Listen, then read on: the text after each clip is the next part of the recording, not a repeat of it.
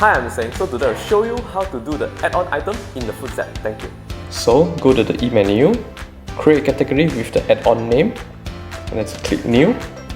So for example, extra cheese is under the add-on. Let's click OK. So if you've got the extra cheese and you charge 1 ringgit, go to the price, set for 1 ringgit, and go to the basic. Make sure that the add-on item is turned on. Then just click save and exit. So for example, if you order the burger with the extra cheese, then go to the add-on item, then just click extra cheese. So you see that the extra cheese is under the burger.